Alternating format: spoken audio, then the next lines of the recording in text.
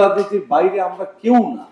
আমি হয়তো বিএনপির রাজনীতি পছন্দ করতে পারি, আমার আরেক ভাই বা বন্ধু হয়তো আওয়ামী লীগের রাজনীতি পছন্দ করতে পারে। পয়েন্টটা হলো যে আমরা এখানে রাজনৈতিক এক্সারসাইজটা করব না।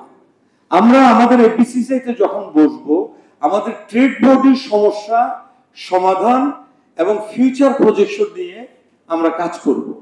আমাদের থাকতে পারে রাজনৈতিক পরিচয়, থাকতে পারে আলাদা, এক একজনের কেউ কোনো রাজনৈতিক দলের সাথে সম্পৃক্ত থাকতেই পারেন, পছন্দও থাকতে পারে, কিন্তু আমরা ওখানে কোনো রাজনীতি এক্সারসাইজ করব না।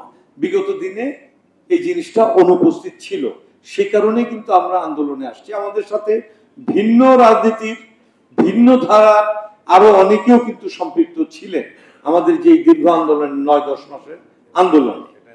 সুতরাং এটাই আমাদের সংস্কার। আগে যেটা ছিল প্রেসিডেন্ট হইতে হবে, ওনাকে কিন্তু বড় একটা রাজনৈতিক দল, যেই রাজনৈতিক দল রাষ্ট্র ক্ষমতায় অধিষ্ঠিত আছেন সেখানে গিয়ে ধর্ণা দিতে হইতো।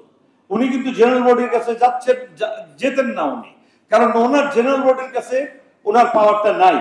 উনি ওই প্রধানমন্ত্রী, আপনি মনে কিছু নিয়ে, আমি নির্দিষ্ট কারো কথা মেনশন করে বলছি না, ওই প্রধানমন্ত্রীর কার্যালয়ে আমি যাব, বিকজ ওখানেই থেকেই আমাকে ওই নাজিল করবে এবং আমি এসে এখানে প্রেসিডেন্ট হয়ে যাব। জেনারেল বডির কাছে তার যাওয়ার প্রয়োজন তো ছিল না।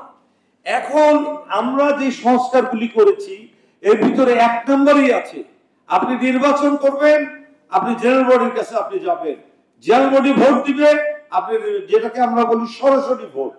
এই সরাসরি ভোটে কিন্তু রাজনৈতিক ইনফ্লুয়েন্স করার ব্যবস্থাটা একেবারে হয়তো শেষ হবে না, কিন্তু কমে যাবে আমরা বলবো।